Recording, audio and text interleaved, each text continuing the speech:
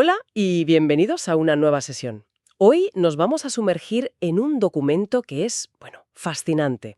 Une dos mundos que a primera vista no podrían estar más lejos, la física de partículas y las finanzas. Es un campo con un nombre que ya de por sí promete, la econofísica.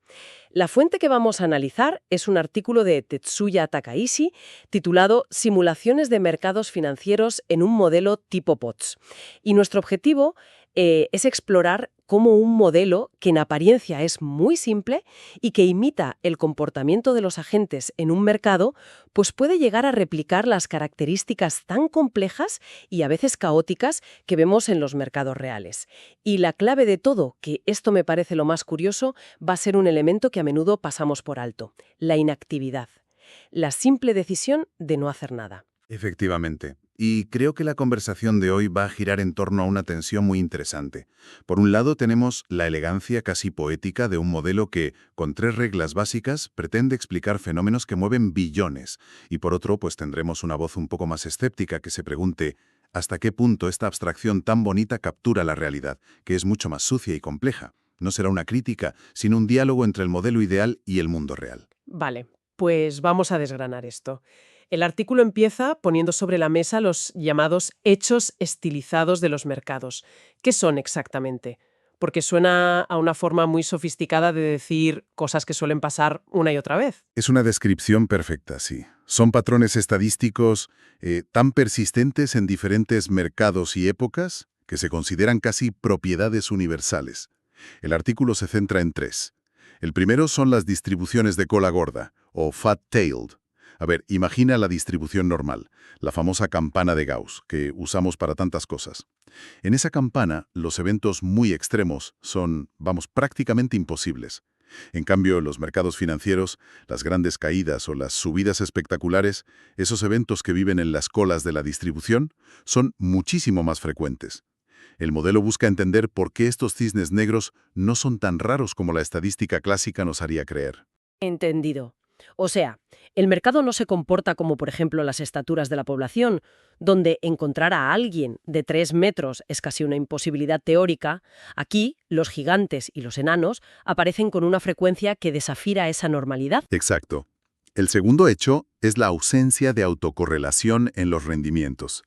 Dicho de forma sencilla, saber que la bolsa subió un 1% hoy no te da prácticamente ninguna pista sobre si mañana subirá o bajará. A corto plazo, la dirección del mercado es un camino aleatorio. Tiene la memoria de un pez. Un momento, esto me confunde, porque entonces llega el tercer hecho estilizado, que habla de una correlación a largo plazo en los rendimientos absolutos. Si el movimiento de mañana es impredecible, ¿cómo puede tener el mercado una memoria a largo plazo? Suena a que se contradice. ¿O me estoy perdiendo algo? Esa es la paradoja clave, y es uno de los fenómenos más interesantes. No te pierdes nada, has dado justo en el clavo. La contradicción es solo aparente.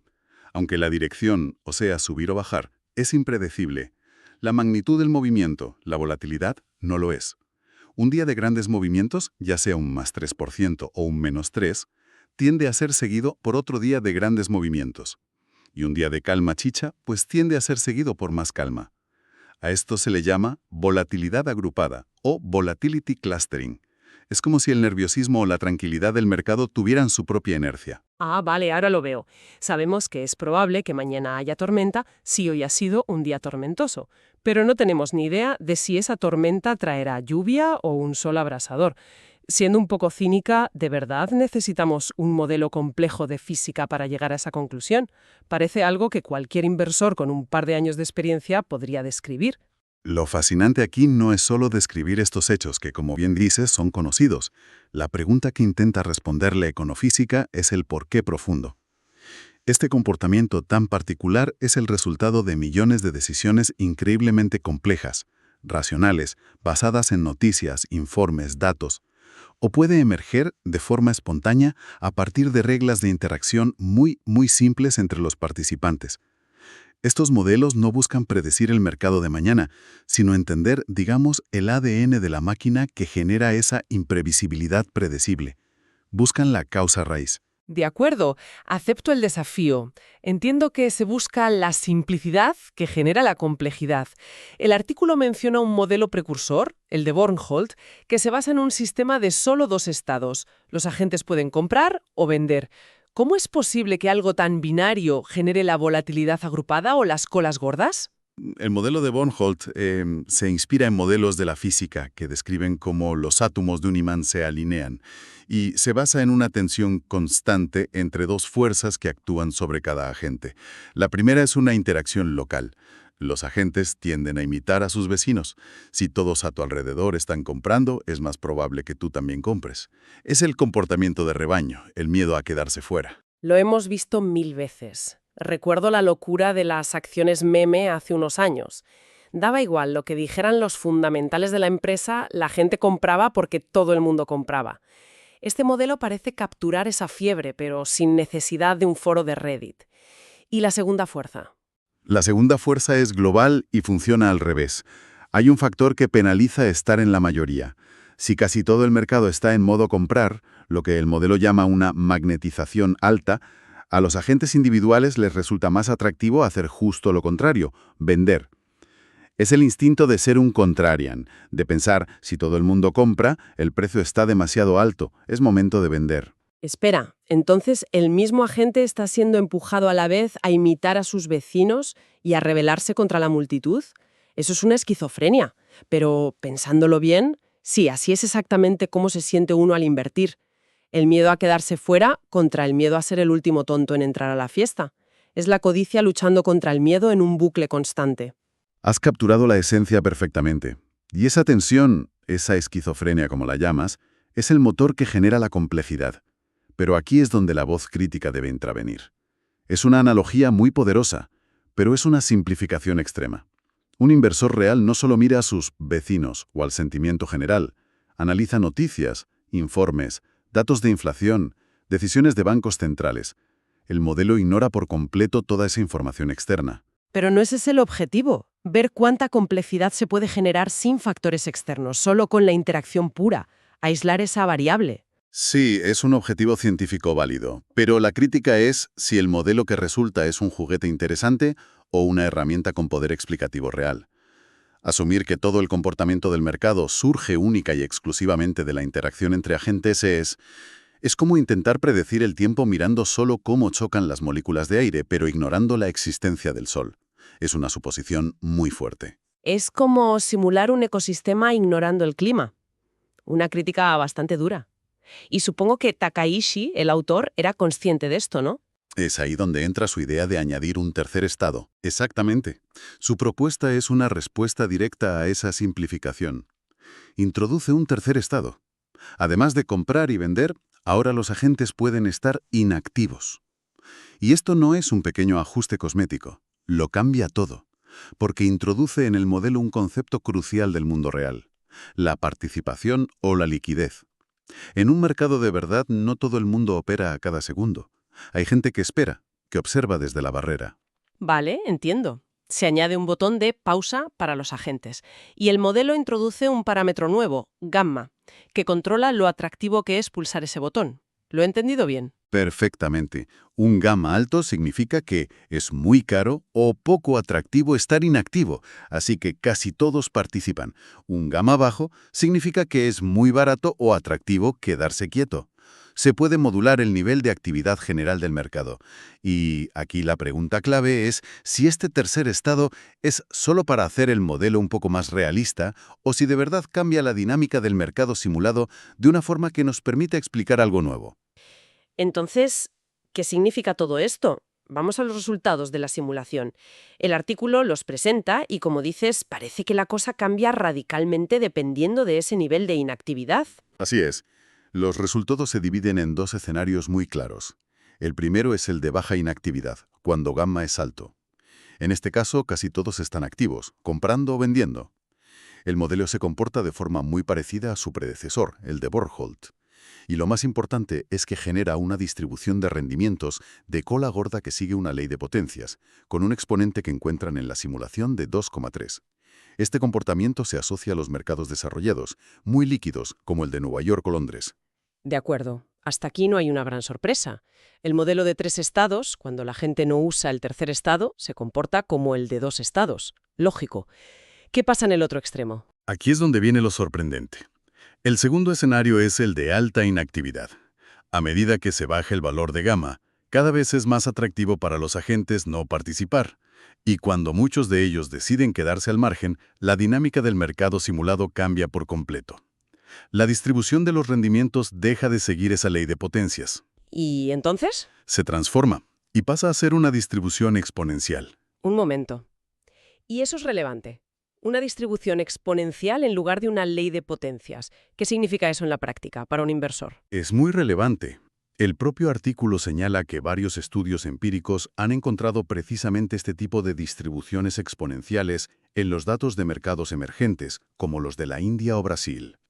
El modelo está sugiriendo una hipótesis muy potente, que la mayor inactividad de los agentes, o sea, la menor liquidez del mercado, podría ser la razón fundamental de que estos mercados se comporten de forma estadísticamente diferente. Vaya, eso es un hallazgo muy potente, porque significaría que el riesgo en un mercado como el de Brasil no es solo mayor, sino que es de una naturaleza diferente. No es que los cisnes negros sean más probables, es que todo el zoo de eventos se comporta de otra manera. ¿Lo he entendido bien? Socioeconómica, regulatoria y cultural de los mercados emergentes. Pero la elegancia del argumento es demasiado tentadora para ignorarla. Un solo factor, la liquidez, explicando una diferencia tan fundamental.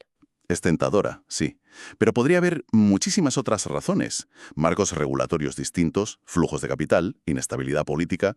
El modelo ofrece una posible explicación, muy elegante, pero no la demuestra empíricamente. Es una hipótesis brillante a explorar, no una conclusión cerrada. El artículo también analiza la memoria de la volatilidad, el volatility clustering. ¿Cambia también con la inactividad? Sí, y de una forma que refuerza toda la narrativa. En el escenario de baja inactividad, que se asemeja a los mercados desarrollados, la correlación de la volatilidad decae lentamente de forma exponencial. Pero en el escenario de alta inactividad, el decaimiento de esa correlación sigue una ley de potencias. Vale, otra vez la diferencia entre exponencial y ley de potencias. Necesito una buena analogía para entender qué significa eso en el mundo real. A ver, para que nos hagamos una idea, un decaimiento exponencial es como el eco en una habitación pequeña. El sonido del shock inicial desaparece rápido y de forma predecible. Un decaimiento por ley de potencias es como el eco en un gran cañón.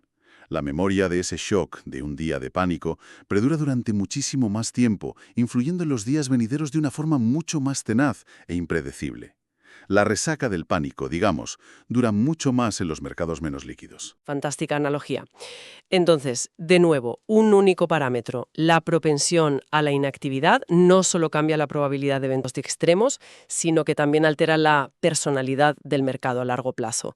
Su memoria, su capacidad para superar un trauma. De acuerdo, creo que tenemos una imagen bastante completa. Hagamos un resumen de los puntos clave para asentar las ideas. Hemos visto cómo un modelo inspirado en la física, que parte de reglas increíblemente simples, puede generar comportamientos asombrosamente complejos y muy parecidos a los de un mercado real. La idea central de estos modelos es el pulso constante entre dos fuerzas: la imitación, el efecto rebaño, y el espíritu contrarian, o de minoría. La gran aportación de este estudio es la introducción de un tercer factor en esa ecuación: la decisión de no participar, la inactividad. Y hemos visto que este factor no es para nada trivial. El nivel de participación en el mercado simulado, controlado por un único parámetro, cambia sus propiedades estadísticas fundamentales. Hace que se parezca más a un mercado desarrollado, líquido y con ecos cortos cuando la inactividad es baja, o a uno emergente, menos líquido y con ecos largos y persistentes cuando la inactividad es alta. Y esto nos lleva a la hipótesis más fascinante del artículo: que la liquidez y el nivel de participación no son un mero detalle técnico de la estructura del mercado. Podrían ser un motor fundamental que define la naturaleza misma del riesgo y de la volatilidad. No es algo que le pasa al mercado, sino algo que es el mercado, una propiedad que emerge de su interior. Esto nos lleva a una última reflexión importante. Si las crisis financieras, las burbujas y la volatilidad extrema pueden surgir de forma natural y espontánea a partir de estas interacciones tan simples, sin necesidad de noticias catastróficas o eventos externos. ¿Qué nos dice eso sobre nuestros intentos de regular los mercados? ¿A qué te refieres exactamente? Si la naturaleza impredecible del mercado no se debe solo a factores externos que podemos intentar controlar, como la mala información o las decisiones políticas, sino que es una propiedad inherente, emergente de la forma en que interactúan sus participantes. Estamos intentando controlar un sistema cuya esencia es precisamente ser incontrolable a ese nivel. Quizá nuestros intentos de eliminar la volatilidad son como intentar ordenar a las olas del mar que dejen de romper en la orilla. O la pregunta profunda y algo inquietante. La idea de que el caos no es un fallo del sistema, sino su estado natural. Da mucho que pensar. Con esto concluimos nuestro análisis de hoy. Gracias por acompañarnos.